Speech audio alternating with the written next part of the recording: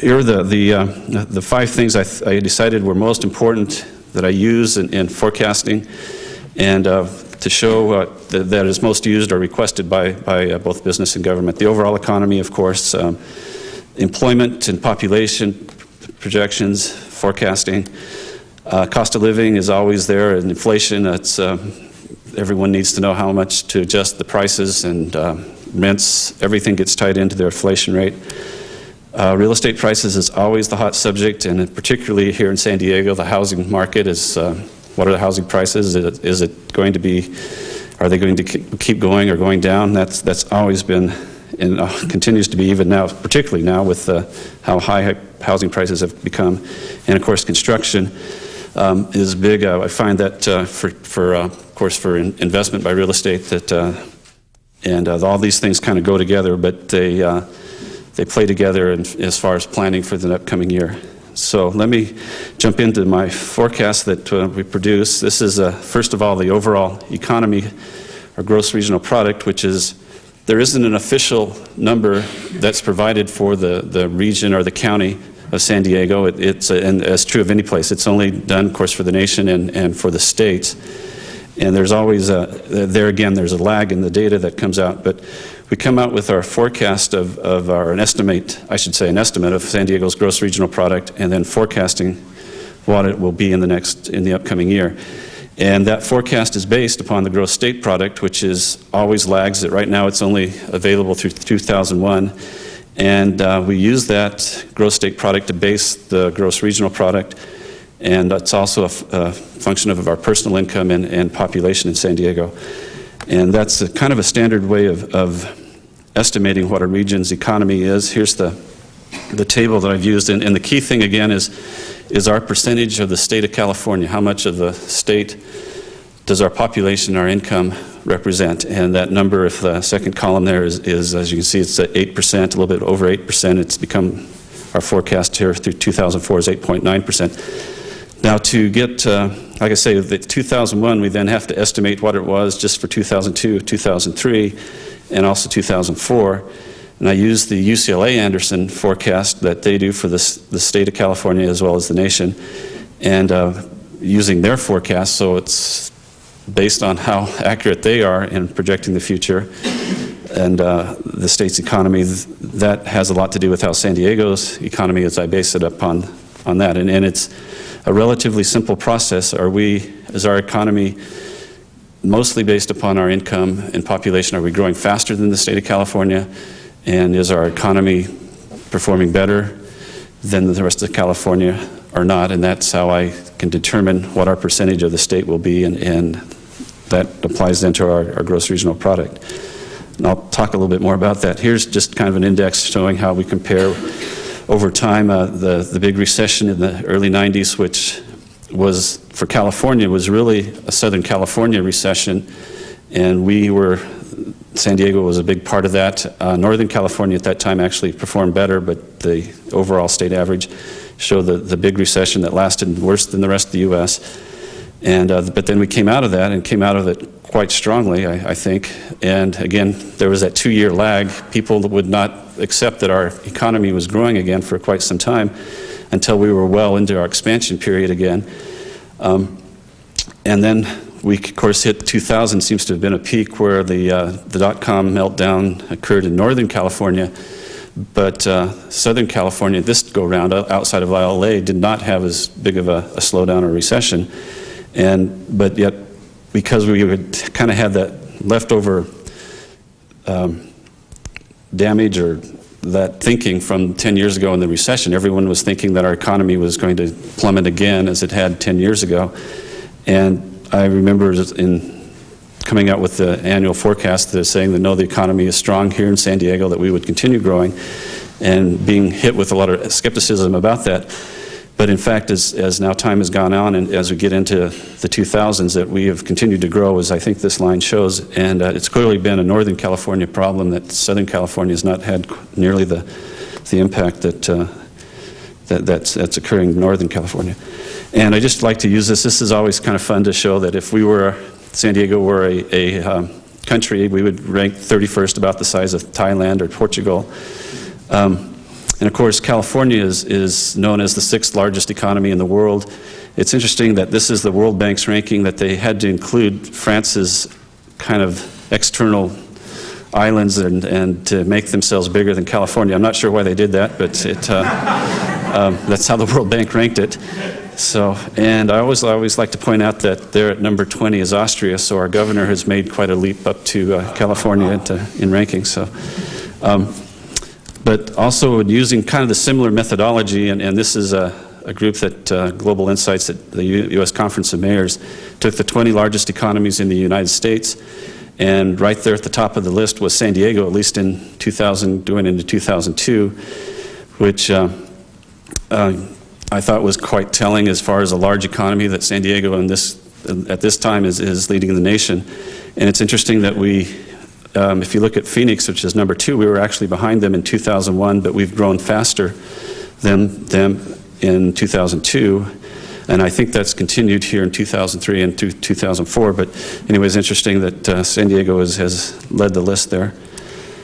And it's also, here is I also contrasted the dollar value of change in our economy with the 90s versus the 80s. Now, the 80s for San Diego was was considered a period of strong or huge growth because of the buildup of the military.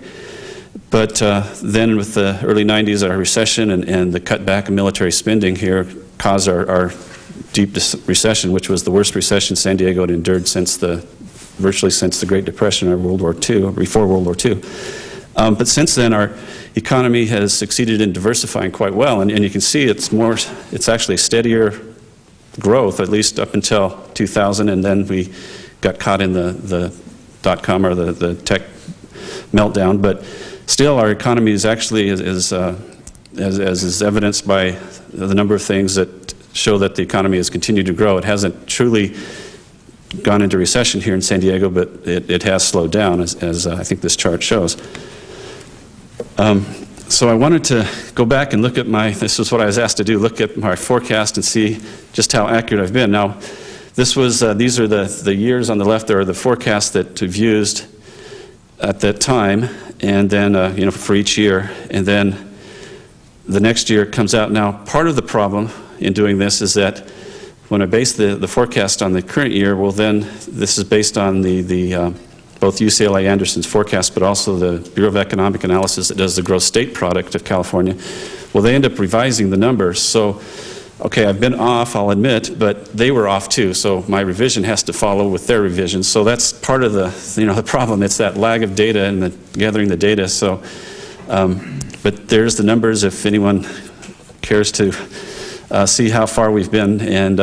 But we've usually been fairly reasonably close, I think. I think for the most part, we tend to underestimate our growth, certainly, and I guess that's true of a period of growth. We always underestimate our growth, and then conversely, when we go through a recession, we tend to overestimate our growth and underestimate how deep the recession has been. So that is one thing I think becomes clear in forecasting, that there's that lag of perception of what's happening, and so as long as things continue in the same way, I think we've been fairly well. It's that turning point that's always been the troubling, the difficult part about making the forecast.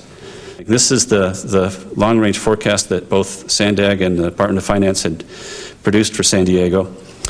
And you can see with the revision of the census that the SANDAG just came out with a new revision and said that instead of adding 1 million people over the next 20 years from 2020, that would still add 1 million people, but it would take us till 2030. And that's how they sort of handled the revision and some other factors in producing that. But I'm trying to do the one-year forecast. I had to kind of just throw away previous estimates of population growth and go with what the revisions were. And usually it's fairly simple process. You've got 3 components of population growth. You've got the natural increase, the births less deaths, and that number stays relatively stable. It has been decreasing over generations because of fewer babies being born, and I guess actually healthier, longer lifespan. So that natural increase, anyway, those 2 things together kind of keep it stable. The foreign migration to San Diego, which is important, it's because we do get a lot of foreign immigrants, both from Mexico and Southeast Asia particularly, but actually from around the world, that seems to stay very stable. It's irregardless of how the economy is going, we seem to add just about 14,000 to 15,000 immigrants every year. And it's the domestic migration that's always the variable that's difficult to track or estimate.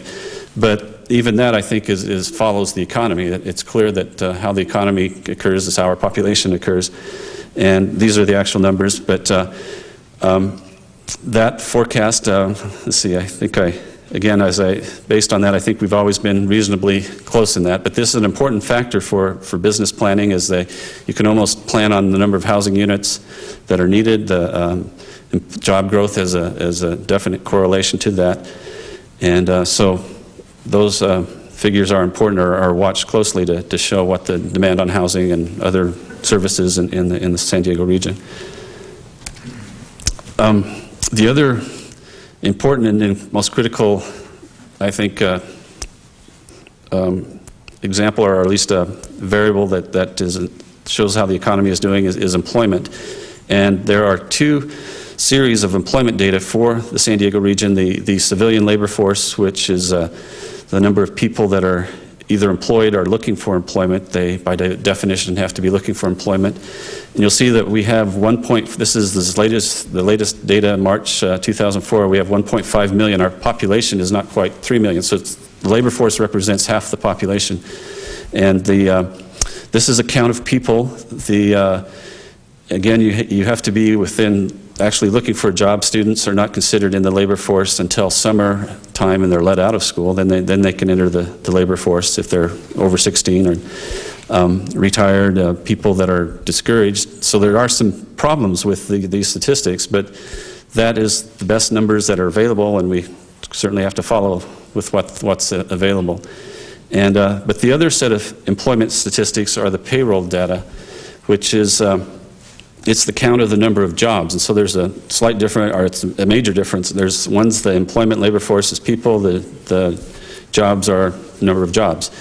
And the differences in those two, you'd think they're pretty much the same, but there is somewhat of a difference in those. The payroll jobs don't include self-employed. It doesn't include some other categories.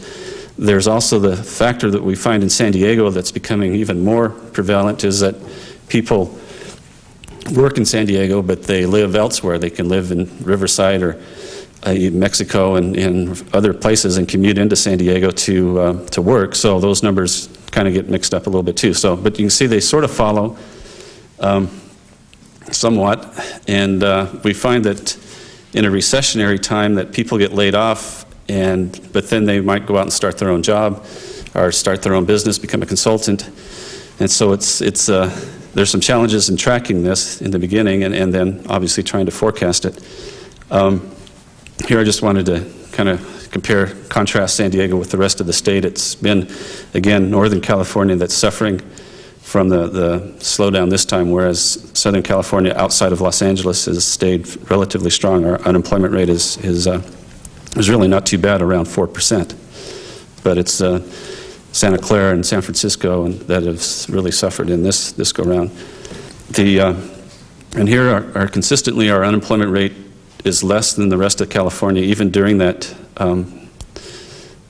recession 10 years ago, which is interesting. But San Diego has remained as one of the stronger economies, as evidenced by our lower unemployment. And that should continue as we see employment growth occurring here.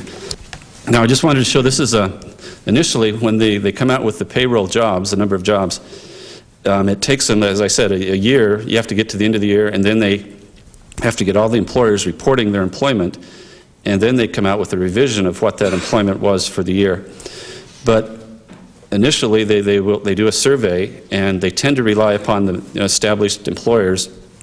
And so this is how all the numbers up until 2001 are revised numbers, but then 2001, 2002, 2003 are revised.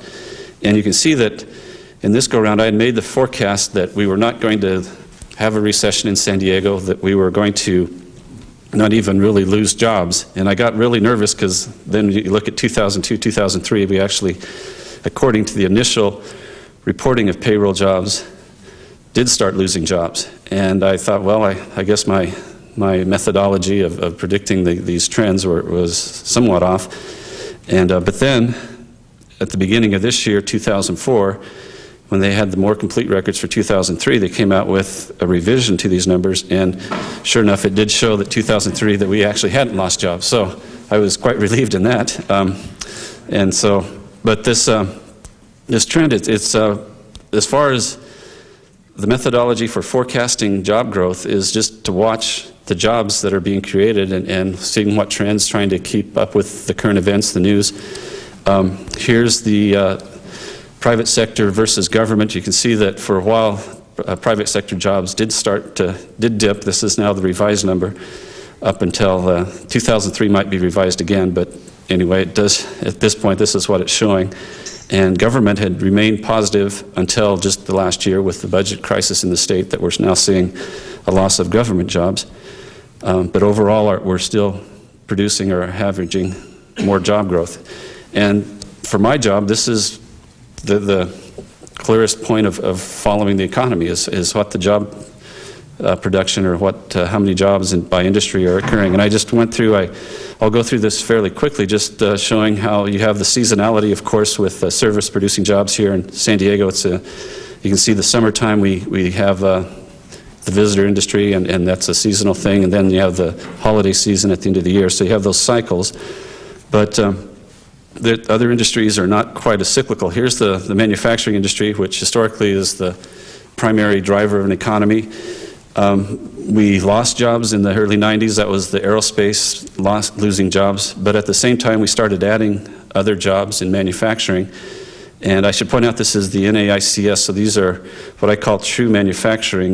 There's a redefinition of the manufacturing that goes on. But we can see that we did add manufacturing jobs up until 2001 when we started losing some of those high-tech sectors.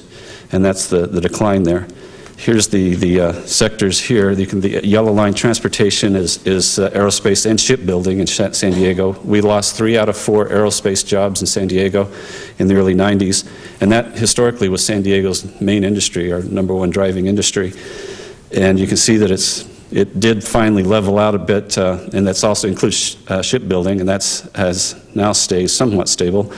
The other sectors, electronics, have become San Diego's #1 industry. And that's reflected in I think the computers electronics, although we've now started to lose some of those jobs. The residual miscellaneous for San Diego's case, this is kind of a catch-all group, but for San Diego, it's recreational equipment manufacturing, which is golf clubs particularly. We're the #1 place for golf manufacturing is here in San Diego, up in Carlsbad, the major golf club manufacturers that can produce their golf clubs and test them year-round is probably a big reason that they're here. And that has started to drop off a little bit here in the later years. Manufacturing, again, is really been hammered by the California state. I wanted to show information employment, which includes broadcasting, telecom is in here, telecom services anyway, and professional business services. These are the technology jobs. Growing tremendously here, as this graph shows. It started to level off, but still is up. And this is not true for the rest of California, but here in San Diego, we've managed to hold on to these high-tech jobs. And now a question is, now where would Qualcomm be considered in these industry sectors? You would think manufacturing, but Qualcomm doesn't manufacture phones. They're more of an R&D, and they provide the service. So they're actually, and you can see Qualcomm has 7,500 employees, so they don't fit in any of those categories under computer or electronic product manufacturing. Information where telecom is, but they're not a provider or carrier of telecom, and they might be under professional and business services, which sort of makes sense under scientific research and development, but we find that they're actually, that's not their category either, and this is, the government is not allowed to tell you what a company is doing, and so they can't reveal the individual operations, and so, but I was able to sort of finagle out where Qualcomm fits in this in describing our employment base, and found out that they are under management of companies and enterprises. So Qualcomm this year will add 1,400 jobs is what they're reporting. So now I know that they're not going to show up under manufacturing or information where you would think they would be, but they're under that management of companies. So because they're headquartered here and their main operation is here. So anyway, that helps in just kind of knowing these little details to figure out where everything is at. Here's another way of measuring our employment of high-tech employment. This is a separate survey from the government. This is done by a local company that does high-tech directories, Alexander X Publishing. And this, I just like to use this to illustrate how much San Diego's economy has grown in high-tech and biotech. The categories there, telecom has been the huge grower. I guess the middle there, this is high-tech research and development telecom. Of course, the bioscience, biotech is the top there, has doubled in the last 10 years. Defense aerospace has gone down, but is leveled off, and actually we're starting to see some increases in our high tech. But this is the factor, I think, that made San Diego's economy stable at this point, is that we've diversified very well. And this wasn't true 10 years ago, and it certainly wasn't true historically for San Diego. But now our economy has diversified with these approximately 160,000 jobs that have helped, and these are the economic drivers for the region. We focus on these jobs because I know that all these other jobs, well, let me pull this up just to show you kind of interesting statistics that nationally 46 of 1,000 sector jobs are considered high-tech. In California, that's even higher, 80, but here we're about almost 160, 3.5 times what the rest of the nation is. So clearly San Diego has become a high-tech sector for employment.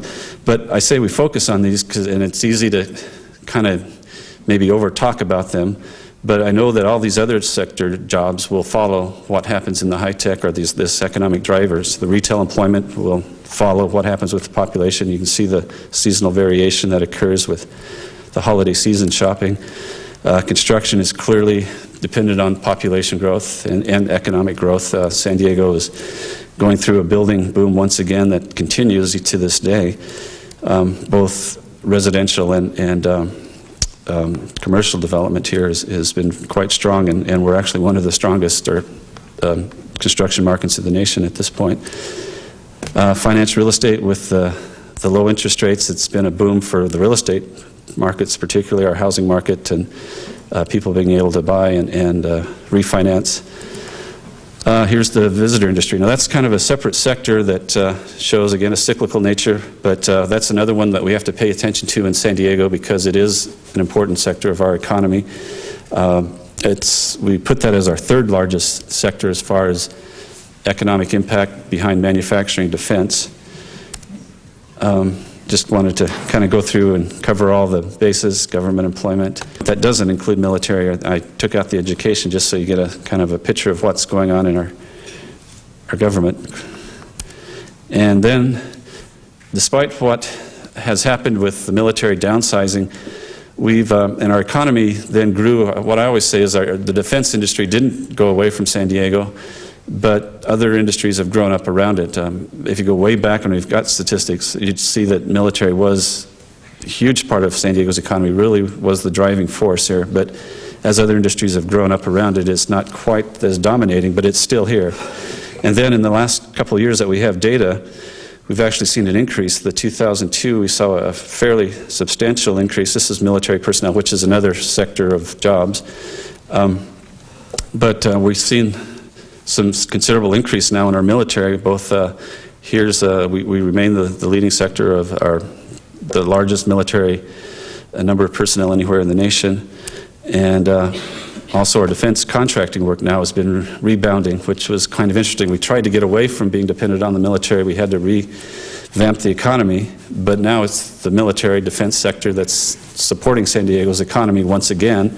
And one of the reasons that our economy has remained fairly healthy is as the rest of the nation and the state of California have been in recession. So after following all these trends, they come up with a forecast. Now this was the initial report. They showed that we had only added 1,900 jobs in 2003, but then the revision came out, and so our forecast, based on this faulty data that I sort of suspected was showing it too low, but came out with a forecast that 12,000 jobs would be added in 2004. And then with the revision of the statistics, then we've had to revamp our forecast. So there's the kind of the problem with forecasting the on faulty data, at least initially faulty data, and hopefully when the data comes in, it's more reliable, more accurate. A number of things I was going to kind of go through. The income, we track that as a way of measuring it. Here's the consumer price index, is showing our cost of living. Here are the different categories that go into that. We've had one of the nation's highest inflation rates. We've actually had it 2 out of the 3 past years. San Diego's had the highest inflation rate in the nation. And it's because, and I say because our economy has been strong. If we didn't have the demand, our housing numbers would not be as strong as they were. We got hit with back in 2000 with the energy problem, the electricity crisis that started here in San Diego, and ballooned our inflation rate tremendously. And then we've also had the highest gasoline prices in the nation, which now we are continuing to have in San Diego again. So all those things add up to being a fairly high inflation rate. Usually it depends a lot on the economy again, but we tend to be on the high end of the inflation side of here, comparing us with the U.S. and even the rest of California. Housing prices, I just wanted to show how we are not out of line with anybody else in Southern California, but our housing prices have been increasing faster, and that's partly a result, again, of the economy being the demand that's put on our local housing market, but also a factor of losing or running out of available land for building construction. Here's our forecast that for the upcoming year of housing prices, which are in 2003 hit an average of $475,000 for an average home in San Diego, forecasting it to be over $500,000, which is actually a slowdown in the forecast or the rate of increase in prices. And I have to admit that for the last 3 years I've been saying the housing prices would slow down, and instead they've actually been faster than what I've forecast, and I've been on the high end usually on the forecast. So, and that's the other secret of forecasting. I think you just keep forecasting till you get it right, and everyone. But anyway, it looks as we measure housing prices, demand, and supply that unfortunately or fortunately, depending on your side of the equation, that housing prices are continuing to rise here in San Diego. And this is the construction, which we went through that period where we had very little construction, and now this number, it's easy for me to forecast because it's just a function of what our population growth is. If we add 50,000 people, you need about 20,000 housing units for 2.5 people. That's our average. And so once we have the population forecast, or at least a fairly good number for that, then we're right in target with that. And but there's also the other functions of space availability, interest rates, and also you can see the multiple units versus single units. And I think that I just wanted to kind of quickly cover that. But that's basically how I go through the forecast. It's following the trends here, and it's kind of a straight line, following what statistics are available at the time and making that upcoming one-year forecast. And so San Diego, at this point, it's a fun time to be in San Diego. It's always a fun time to be in San Diego. And we have managed to become one of the nation's, if not the nation's best economy. And this seems to be, for the foreseeable future, our outlook for now. So, and I'll finish with that, I guess. Okay.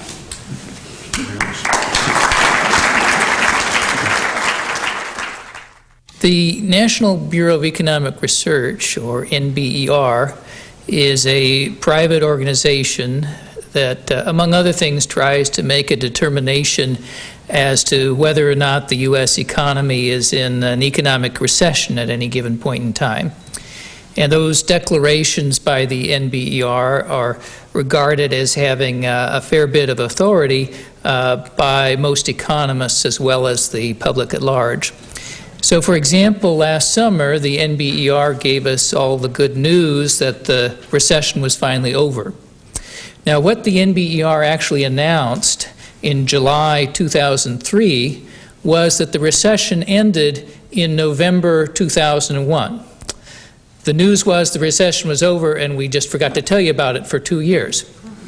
And what I'd like to talk about today is some research into whether we might be able to come up with those kind of judgments in a little bit more timely fashion, and then go on to some implications and some observations on where the U.S. economy is right at the moment. Let me start with some background on what the basic question is we're asking and why. This is a plot of the natural logarithm of U.S. real GDP for the last half century, and two features of that graph are pretty obvious. The first is it tends to go up over time. Most years, the U.S. economy is producing more in the way of goods and services than we did in the year before.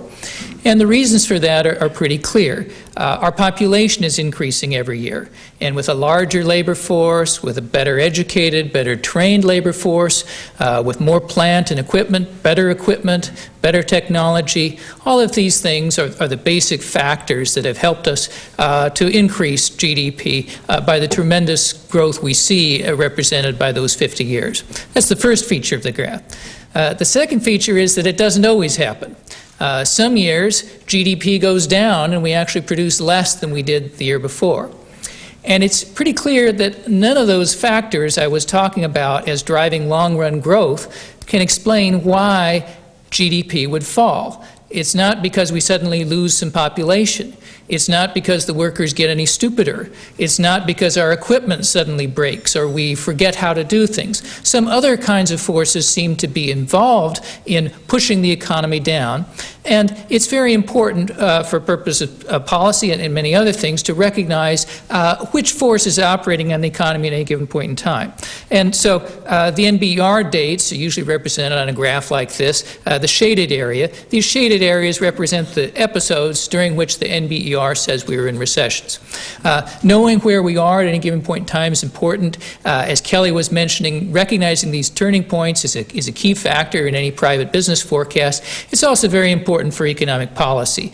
For example, expansionary monetary policy might be something that is not going to do anything about adding to the population or making people better trained for the long-run growth, but it may be something that would be helpful during these episodes. So suppose we just think about this as a statistical problem and ask what is it that the NBER seems to be doing. So let's just take those episodes when the economy is doing normal, the expansion phase. Let's just take those episodes without the shading and looking at them in isolation. So this is a graph of the probability density of GDP growth for those quarters that the NBER says are characterized by expansion. It's a non-parametric kernel summary of that density. You can think of it as basically a smooth histogram, or roughly speaking, the height of that curve says the probability of seeing that particular level of GDP growth given you're in an expansion. So the most common thing you'll see is a value around the mean of 4.7% growth at an annual rate. There's a standard deviation around that of 3.5%. You notice that distribution does include negative values. There are some quarters when GDP actually falls that the NBER said were not technical recessions. Perhaps you can think of those as some measurement error issues, inventory adjustments, but the NBER's assessment was that the dominant factor behind limiting GDP was still the potential factories and population and so on. But obviously the bulk of that probability distribution is in the positive range. And you can do the same kind of thing for recessions. So that's in the bottom panel here. Just take those quarters that the NBER characterized as being in recession and look at their probability distribution. How likely is it you'd see a given GDP figure if we're in a recession? And obviously that distribution has a negative mean. It's 1% drop in GDP at an annual rate, typical. Again, you do have some possibility of seeing some positive GDP growth even in a recession. Now, if you look at the period as a whole, about 80% of the time NBER said the economy was in expansion, and about 20% were in a recession. So you can think about what's the probability of seeing some given GDP number overall. Well, it's basically 20% times the probability of seeing that GDP in a contraction, plus 80% times the probability of seeing that GDP in an expansion. And so the red line here is that probability of a recession times 20%. The blue line is the probability of expansion times 80%, and the yellow line is the sum of those two, which you can think of as the overall probability of seeing any given GDP figure. Now, let me ask the following question. Suppose you knew what the GDP figure was, but you haven't yet heard what NBER says. Could you look at this picture and say something about what you think NBER is going to come up with? And the answer is, of course, you could. For example, in the third quarter of last year, we had GDP growth of 8%. And you can see there that for 8% growth, almost all of that probability distribution in the yellow curve is coming from the blue, from the expansion mode. And so you could say, well, virtually certainly, whenever we get a GDP growth like that of 8%, NBER is going to end up saying, well, that was an expansion quarter, not a recession quarter. And similarly, at the other extreme, if we got a GDP figure, say, of falling 8%, almost all of the height of the yellow curve there is accounted for by the red curve, by the recession curve. So we could clearly say if we get those kind of GDP figures, obviously the NBER is going to call it a recession. Now the problem area is if you get something in the middle, say stagnant economy, you wouldn't really be quite sure just knowing that GDP number whether they're going to say it's an expansion or a recession. But you might say, well, it sort of makes sense, perhaps intuitively, to say I'm going to take the ratio of the height of the red curve to the height of the yellow curve as my probability that NBER is going to call that a recession. Now that makes intuitive sense. In fact, it turns out it's exactly the right thing to do statistically through a principle called Bayes' law. Basically, the height of the red curve is the joint probability of seeing a given GDP figure and having a recession. The height of the yellow curve is the probability of a given GDP figure. The ratio of the red curve to the yellow curve, then, is just the conditional probability that the NBER calls it a recession given that particular observed GDP value. So we can indeed, we're on very firm statistical grounds, just take the ratio of the height of that red curve to the height of the yellow curve as our guess for the probability of how NBER would end up classifying that given observation. Now what I've done in this bottom panel is just plot that ratio. So here where we've got, if we observed a GDP growth of 8%, that probability is practically 0 because that's what the ratio is over here. If we see the GDP value of negative 8%, that probability is virtually 1, and we have that whole range in the middle. So that would give us a basis for perhaps not waiting for the NBER to tell us if we just look at the GDP figure. Now the problem is that for most of the observations we have and that we're interested in, this isn't really giving us a very strong signal. We have some idea of what they're going to say, but not all that clear. But there's another thing we can use about the way the NBER seems to have done these datings that's very helpful, and that is that they quite often say the same thing this quarter that they did last quarter. Basically, if they said we were in expansion last quarter, 95% of the time they say the same thing this quarter.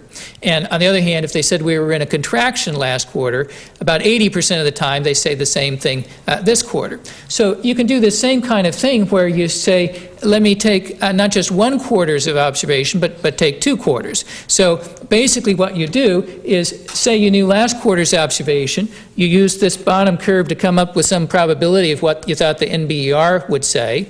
You use that probability, feed it into this 80% chance they're going to say the same thing if it's a recession, and 95% chance they're going to say it's the same thing as expansion, and you get probabilities instead of the 80% and 20%, basically, to weight those red and blue curves for the next quarter.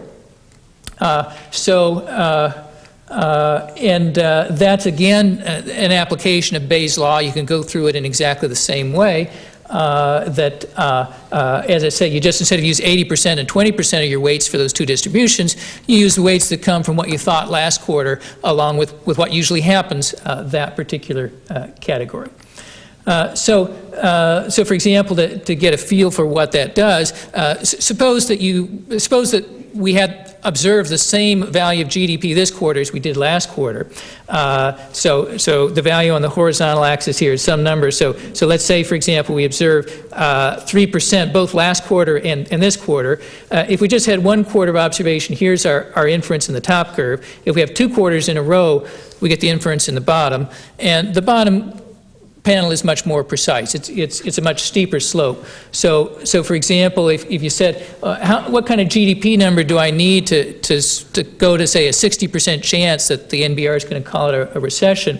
If you just had one number and that was all you knew, just today's number, you'd need GDP of falling at 2.2%, and then you say, okay, this probably is going to be called a recession. If you had 2 in a row, you only need 0.8% drop to call it a recession. This is related to the rule of thumb some people use, that if you see two quarters of GDP falling in a row, it's a recession.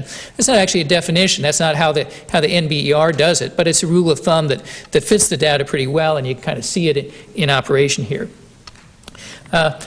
Now, you can also use the same principle to calculate what we call a smooth probability, where you say, okay, now that I know, for example, the third quarter of 2003 was very strong, I can go back and say, well, probably the second quarter of 2003 was pretty strong too. Again, just applying this same principle that they tend to call the same thing one quarter in a row after the other. Now, those of you familiar with this line of research will recognize that what I just did was to describe a non-parametric way to conduct a regime switching filter inference, where I didn't make any assumption at all about the probability distribution. I just used that distribution, whatever it was, and the height of that curve wherever it was. On the other hand, you'll notice that although it's kind of neat to know how to do that non-parametrically, there was really no reason to be non-parametric here. If you look at those distributions, well, I let them be any old thing, but gosh, they look pretty darn normal. Those are Gaussian bell-shaped distributions. And so rather than just estimate that non-parametrically, I'm really not doing anything any different if I said, well, that top curve is a normal density with mean 4.7 and standard deviation 3.5. And the bottom is another bell curve with mean negative 1.2 and the same standard deviation. And if I did that, I could go through the same calculations. I just have equations now instead of heights of graphs to calculate things. And I could just have numbers, names for the numbers I put in those equations. The numbers I put in are a mean for distribution 1, mu1, a mean for distribution 2, mu2, probability P11 that an expansion follows itself, and P22, a probability a contraction follows itself. And I can calculate then the height of that yellow curve, the probability of observing a given GDP growth, as a function of those numbers I assumed for mu1, mu2, and so on. And I can then use a principle called maximum likelihood estimation to pick the values of mu1, mu2, P11, P22 that best fit the observed GDP growth, that would have been most likely to have explained the GDP growth that we've observed overall. And basically I just go through those same calculations where instead of having heights of graphs, I use equations. And so then we can actually estimate those parameters from the GDP growth alone. So here I've got different values you might have used for those parameters. So mu1 is the mean growth in an expansion. The first way I described getting that parameter is by just look at what the NBER said. Well, the average quarter they called expansion had a growth rate of 4.73%. That's that first column.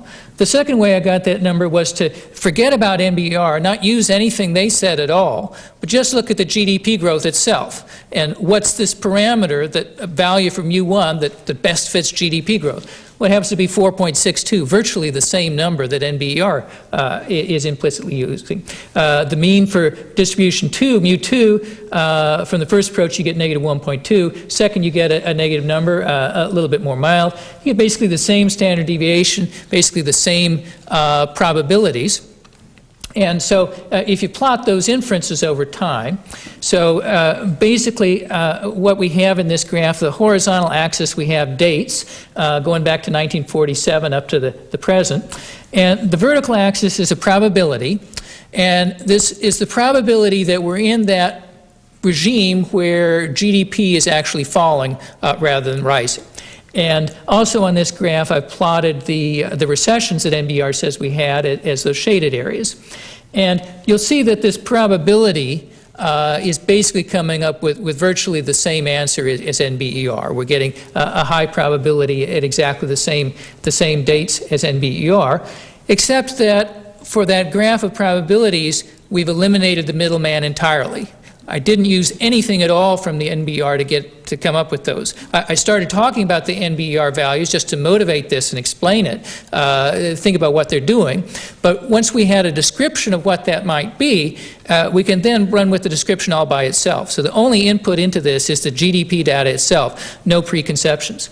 And there are three things about that, about being able to do this, eliminating the middleman, that are worth pointing out.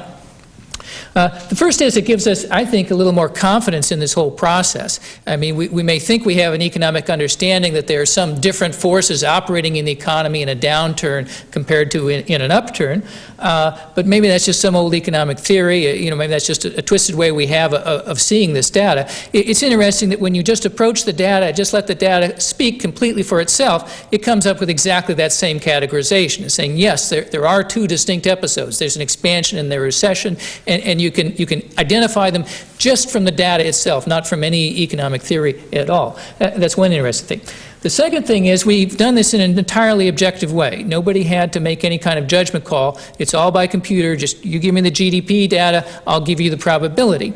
And one of the nice things about that, having it objective, is we all have political viewpoints that maybe influence our analysis subconsciously or maybe consciously. So, for example, suppose there were a Republican administration and you were a Republican analyst, maybe you'd take a little longer to admit there really was a recession started, or maybe you'd be a little faster out of the box to declare the recession over when it really wasn't, just for an example.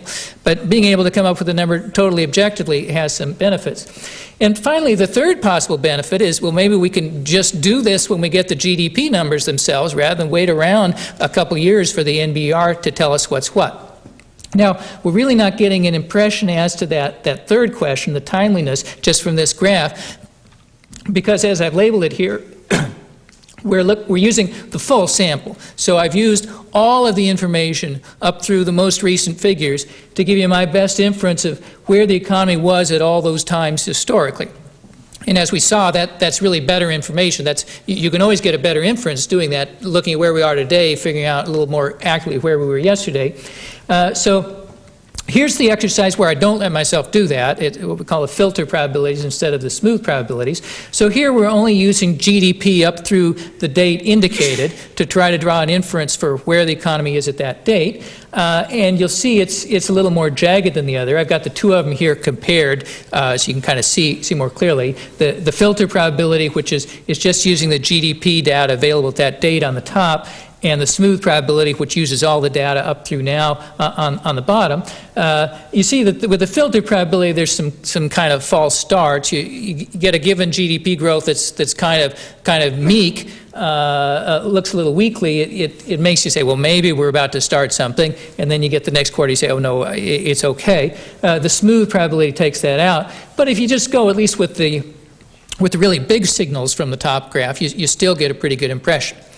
Now, that's still not really a fair contest with NBER because although in terms of this filter calculation, I've used the GDP data just through that date. I've used subsequent information in a couple of ways. One way is that I estimated these parameters, mu1, mu2, sigma, and so on, using the whole sample of data. And so you might have said, well, I wouldn't have really been able to do that back in 1975, say, to make my assessment. The second issue is the one that Kelly was talking about, which is actually very important here. Those GDP numbers keep on getting revised. And so when I showed you that top plot there, I used the GDP for 1975 that the government tells us today we had in 1975. But in fact, if you were a forecaster in 1975, the government didn't give you that figure. They gave you another one that they only revised later. And as Kelly was saying, there are often big differences between those. To really see how we do with this in real time, we've got to go back to that historical data. Now, fortunately, there's a very nice database which they put up at the Federal Reserve Bank of Philadelphia, where they've gone back, and for example, you can say, I want to put myself in a time capsule back to the first quarter of 1975, and you can see what the whole history of GDP up to 1975 would have been reported to you at that date. And so what I did was use that data set, use the data that would have been reported the first quarter of 1975, just use that data set to estimate the parameters, just use that data set to form this inference. And I did that basically for every quarter from 1967 up to the present. Every quarter went back to the whole history of what you thought at that date. Now, I have allowed myself 1 quarter of a lag here to let them do 1 quarter's worth of revision on GDP, and also give myself 1 quarter's worth of smoothing potential. So I'm not calling it right with the first flash estimate of GDP to give you these. But here's the filter probability that comes out of that. And so again, we're obviously picking each of those recessions. But we're not doing quite as good a job, obviously. It's a little bit tougher challenge. Maybe the most dramatic thing here is in the 1990-91 recession. It really would have taken us quite a while to call that recession as being over. Now, in fact, we share that with NBER. NBER wasn't able to call that recession over, although they now say, and those graphs I showed you a moment ago would say, that recession ended in March of 1991. NBER took some criticism for not announcing until after the election of 1992, oh, by the way, the recession's over and it ended 2 years ago.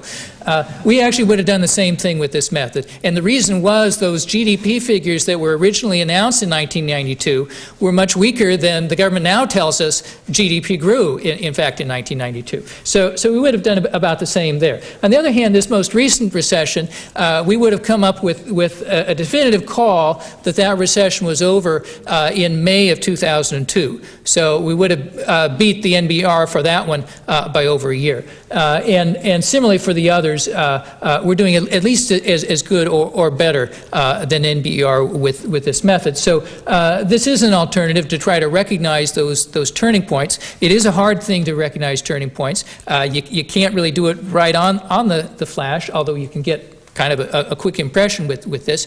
But if you give yourself a quarter at least to process data, that's a lot better than the 2 years we're talking about often for the public to catch on.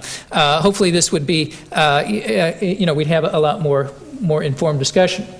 Now, as Kelly was saying, and I think he's right on with this, it often seems to take the public a couple years to catch up with things. He talked about reasons for that. I think another factor I'd add to that is the politicization of economic news. In California, for example, we just got through this gubernatorial election in which the Schwarzenegger and the Republicans were all telling us what an awful economy we had in California, and then the national election, the Democrats telling us how awful the economy is there. And you really have to be sure you look at the objective facts to interpret those. So, for example, this index, you might wonder where we are right now. So I'm going now back to the full sample, use all the information currently available to us.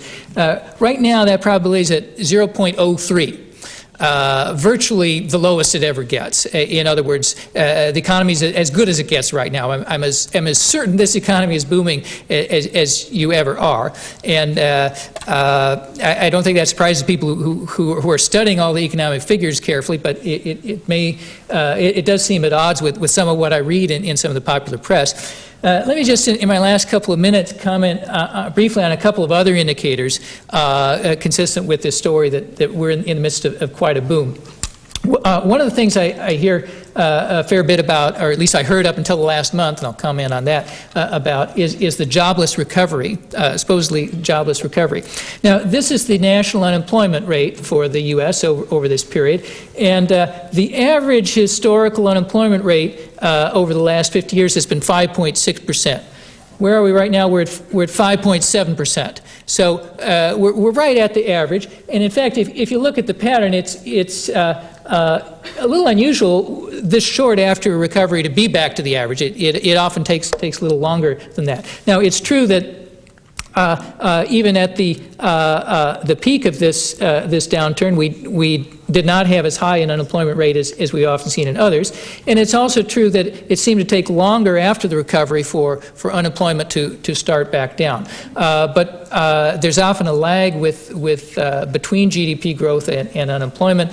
With that extremely robust GDP growth in third and fourth quarters of 2003, there's really no question that unemployment rate's coming down dramatically in the process now.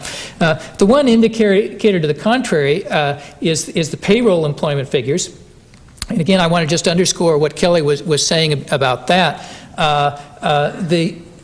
We were getting a more positive indication from the household survey rather than the payroll survey. Historically, those payroll data are often revised after a recession, and I wouldn't be at all surprised if we see those data revised further, the data that everybody was talking about. Now, nobody's talking about them now because the most recent payroll employment figures for the U.S. as a whole were quite strong. And so you had one indicator that wasn't quite keeping up with the others, but even that's now on board, consistent with a very robust economy. One other indicator that I might just mention that I think is very interesting at the moment is the spread between long-term interest rates and short-term interest rates. So this is a graph here of the difference in the yield you'd get if you held a Treasury security for 10 years maturity compared to a Treasury security of 1 year maturity. And the average spread over this period is about 80 basis points there. And you'll see that spread can deviate from 80 basis points, but historically it never deviates for all that long a period of time. And of course, there are good economic reasons for that. A significant difference in yield between two assets is just not something that can persist indefinitely.